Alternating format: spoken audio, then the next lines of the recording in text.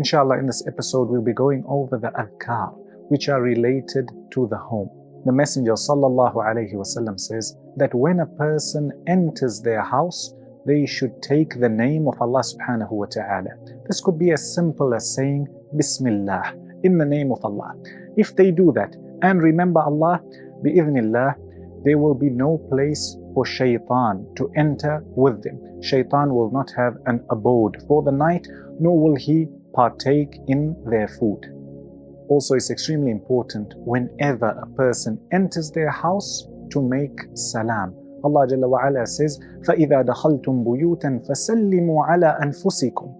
When you enter your houses, then make salam, even if you are alone. تَحِيَّةً مِّنْ عِنْدِ اللَّهِ مُبَارَكَةً طَيِّبَةً. This is a greeting that Allah subhanahu wa ta'ala has taught us. This greeting brings about blessings and it is a good greeting. A person should realize that Allah Jalla wa Ala has blessed them with a home. Allah Jalla wa Ala has blessed them with certain amenities. From the dua of the Messenger sallallahu alayhi wasallam, when wearing a new garment, he would say, Allahumma lakal hamdu anta kasawtanihi. O Allah, all praise is due to you. You have given me this garment. He would name this garment. Some of the scholars mention either he would give it an actual name or he would say, for example, O Allah, I praise you. All praise is due to you for having given me, for example, this shirt or this trouser or this pair of shoes, etc. As'aluka khayrahu wa khayra ma suni'a lah. I ask you for its goodness and whatever goodness it was made for. وَأَعُوذُ بِكَ مِنْ شَرِّهِ وَشَرِّ مَا صُنِعَ لَهُ.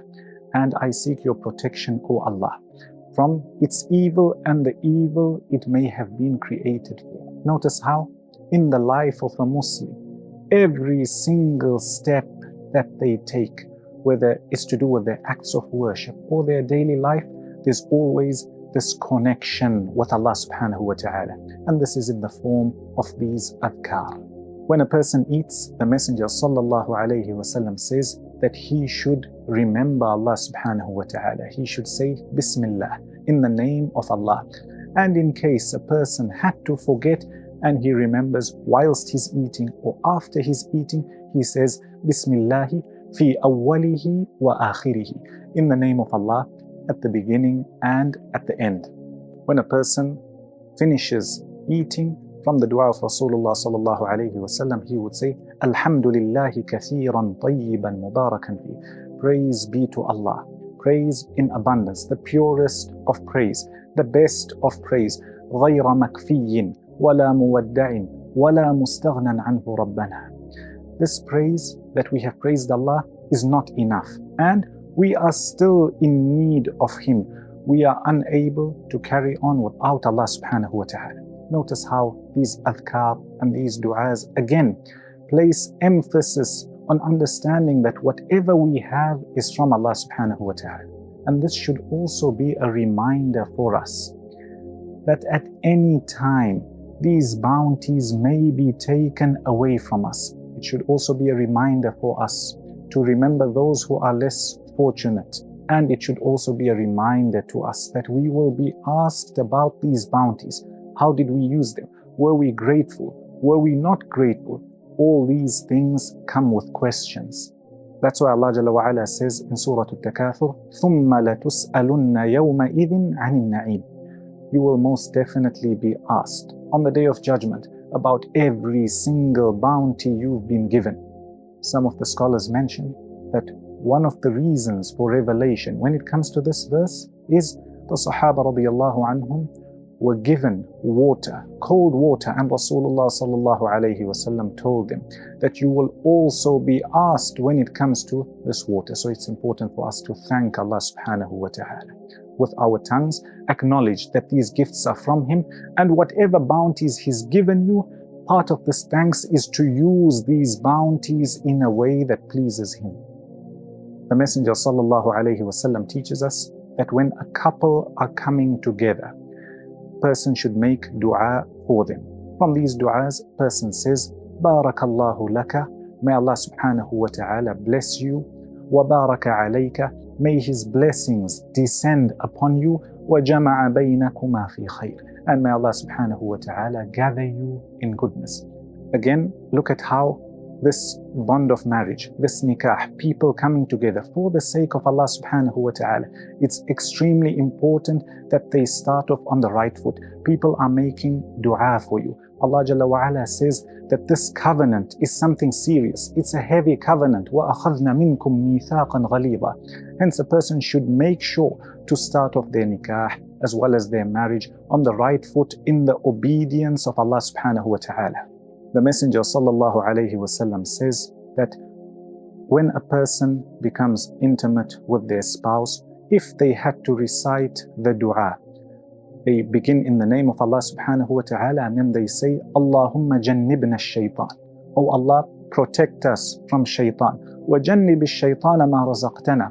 And keep shaitan far away from that which you have granted us. If it was decreed for them to have a child, bi'idhnillah, shaitan will not harm them in any way. As a person goes over these du'as, reads about their benefit, it's extremely important to bear in mind and to remember that a person should be in a pure state. Remember, some of these are adhkar, some of these are du'as. A person is asking from Allah subhanahu wa ta'ala. How does a person expect his dua to be heard, his dhikr to be answered, if he himself is not pure? That's why the Messenger sallallahu alayhi wasallam teaches us in one of the ahadith. He says that a man may be in a state where he is traveling, and this bi'idhnillah brings him closer to Allah subhanahu wa ta'ala, and he raises his hands, he calls out to Allah subhanahu wa ta'ala, Ya Rab, calling out. However, his food is haram, his drink is haram, his clothes are from haram. How does he expect his dua to be accepted?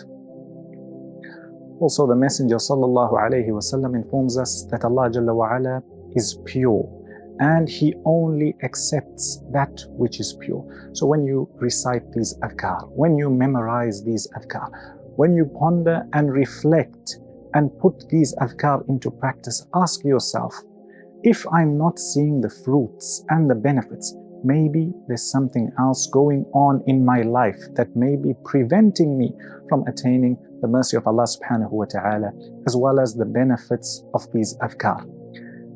At the end of the day, Allah Jalla wa Ala says, وَمَا يَنْطِقُ عَنِ الْهَوَى. Muhammad sallallahu alayhi wasallam does not speak from his desire. Rather, إِنْ هُوَ إِلَّا وَحْيٌ يُوحَى. It is revelation that was given to him by Allah subhanahu wa ta'ala. So there is no doubt, we have no doubt when Rasulullah sallallahu alayhi wasallam informs us that these adhkar, their benefits are such, and a person, bi'idhnillah, attains protection. So if you feel that you have not attained this benefit or this protection, ask yourself. Also, what's important to mention is a person should seek forgiveness for their sins. At times, some goodness may be blocked from coming your way because of a sin you may have committed in the past. And more so, the sins which are between a person and other people. That's why some of the scholars mention that the rights of Allah subhanahu wa ta'ala are built on forgiveness. Allah Jalla wa Ala is the most kind, the most forgiving. He forgives. As for the rights of the people among one another, then this is built on stinginess. Generally, people don't forgive. If you've harmed someone a long time ago, you may have forgotten, that person would have not forgotten. So it's important to make amends. It's important to seek forgiveness from anybody you've harmed, and bi'idhnillah, you'll find yourself benefiting from these prophetic teachings taught to us by Rasulullah sallallahu alayhi wasallam. Inshallah, in the next episode, we'll be going over some of the adhkar related to travel. Notice how we've gone through adhkar pertaining to a person's ibadah and acts of worship, adhkar related to a person when he's in his house or his dwelling. And look at how complete the religion is. Even if a person is traveling, there are certain adhkar taught to us by Rasulullah sallallahu alayhi wasallam.